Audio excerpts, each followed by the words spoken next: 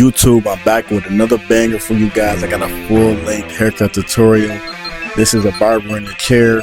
Her name is T. You know what I'm saying? Y'all gotta blow T up. I don't know what her Instagram is, but if y'all in Buffalo, New York, and y'all just see T, where y'all gotta blow up, y'all gotta sit in the chair, y'all gotta do what y'all do. But I have a burst taper kind of haircut. It's not a burst taper like you regularly see with the C cup, but this is a kind of like burst high taper. This is a burst high taper. So the first thing that I do is I comb the hair out, and then the second thing I do is I set in my ball guideline. Now you can set in your ball guideline with just your clipper. Your clipper does not have to be zero gap. You do want it bald though. And you can use a full shaver. I didn't specifically use a full shaver under this, but I'm just setting my guideline in a triangle like shape, and then I'm going to fade with the same shape. And you'll see that I kind of have a lot of space to work with. The dreads have been kind of cut back from the front of the lineup, so I'm just working with what I got. And then also I am familiar with her hair, so she kind of has some spots that are less dense than some other spots. Some of the hair is more healthier than the other spots, if that's a better word. If you guys not kind of know what the density of the hair, the porosity of the hair means. But the first thing I do is, after I set that guideline in, is I go with my lever open, and I'm just, you know what I'm saying, going up a half an inch, making sure I keep that shape. And if you see, it's almost like you push it back to C cup, you know what I'm saying, kind of. But I set it in a triangle like shape, so I'm kind of going in that direction. I'm going in the up direction.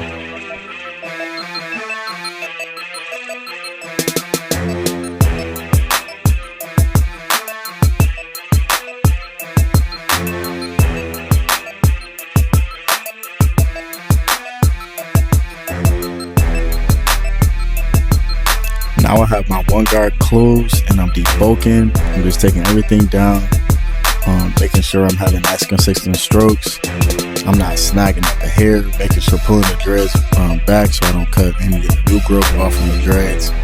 And then with the same guard, I'm gonna go against the grain, set my next guideline, and then I'm going to detail, playing with the lever, open and closing, just making sure that blends in from the dark spot all the way down to the light spot.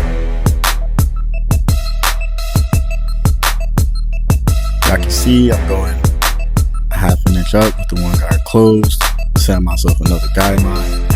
And y'all can tell it's starting to really get that burst effect that I'm looking for, and that she's looking for. She really likes this burst high taper. She doesn't really like a compressed taper. It does last long. It does have a nice look to it. But y'all can see I set that guideline in, and I have those spots at the top that I just gotta blend in. And then I'm gonna take my 0.5 guard in the middle, where you really can't see that middle guideline. I'm still gonna use that guard and hit that middle guideline and take that out. And then I'm gonna use my lever open to take out the bottom guideline, the ball guideline that you see in the triangle-like shape that I created the burst effect. I gotta take that line out, and then I'm gonna use the same steps for the back and the side. I lost the footage to the back, but after that, y'all just gonna see me, you know what I'm saying, finesse the lineup.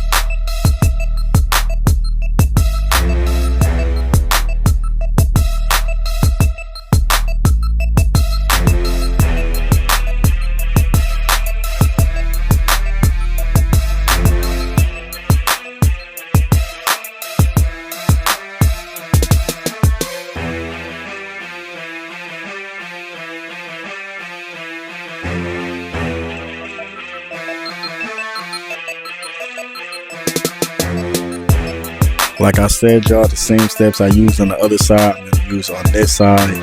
Make sure, you know what I'm saying, you're keeping your guidelines, you know what I'm saying, the same length. Make sure you just going with each step. You know what I'm saying? You just gotta, if you clean, you're gonna do clean work. You know what I'm saying? If you messy all over the wear, just take your time. You don't gotta rush with these things. You don't gotta rush with the haircut. If you are already in the barbershop, you know what I'm saying? You put yourself in the barbershop and you haven't got as many reps in, just take your time. And you know what I'm saying? Make sure you let your client know that too. Don't make them uncomfortable, but tell them, like, I do take my time with my haircuts, just to ensure that I'm keeping quality work. And then as time goes, you're gonna get faster. You know what I'm saying? Cutting in the chair or wherever you at, you're just gonna cut faster.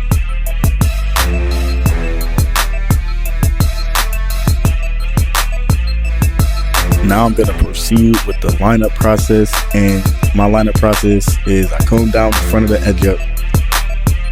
I hit it with the one guard close, making sure everything is laid down, and then I'm gonna hit that joint with some Trace and May home spray.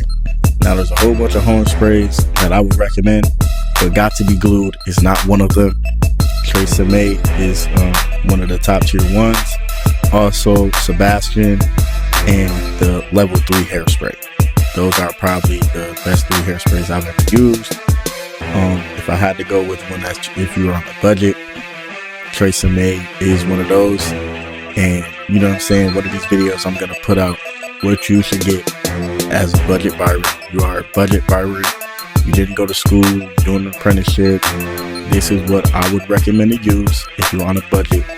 If you had $200, $300 to make it work, you can still get quality work with, you know what I'm saying, $200, $300. You know what I'm saying? You don't got to spend $500 on a clipper. You know what I'm saying? Then you're spending $1,000 just on one clipper. We're just not doing that. $100 blades, we're not doing that. We're just not doing that. You don't need all that. Your hands is your arsenal, not the clipper. You know what I'm saying? Your hands with the clipper is the arsenal. You know what I'm saying?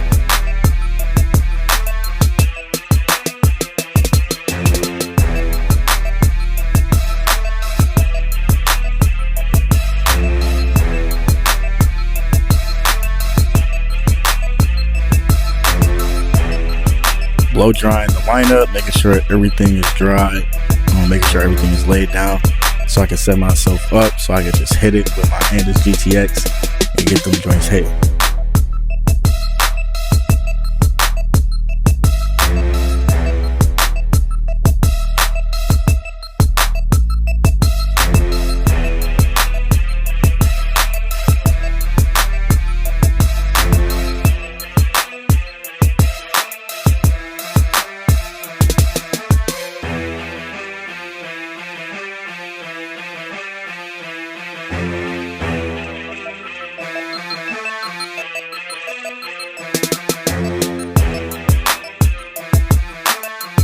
You know what I'm saying? I always start in the middle and I work myself over to one side, and then I work myself over to one side. Sometimes it come out crooked. I am not perfect. I am not a perfect barber. You know what I'm saying? But work your way from one side to the other side. It really don't matter how you start the lineup. Just make sure that joint crispy. It don't matter. This is just my technique. It's just, you know what I'm saying, how you do it. Just, you're drawing a straight line. You know what I'm saying? You're an artist. You're a barber. You are an artist. You draw a straight line. In the back of the nape, you know what I'm saying? But, I did taper. I'm looking at it right now. I see some dark spots. I could have got out. I ain't gonna lie. But I didn't tapered it. But I forgot I told y'all I had lost the footage. I lost the footage. But you know what I'm saying? In the back of the nape line, getting the fake C cup, getting the fake C cup sharp. You know what I'm saying?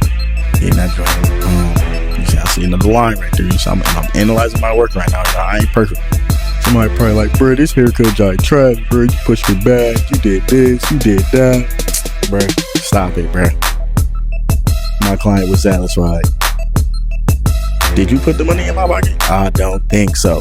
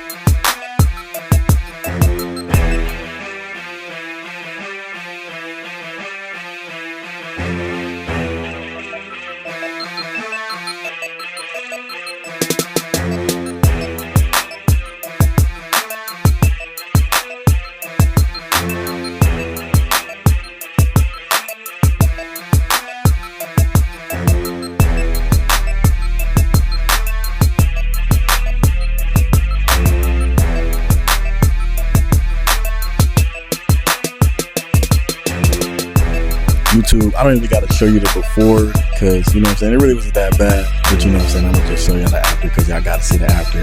Crispy lineup, first taper, made sure everything was clean.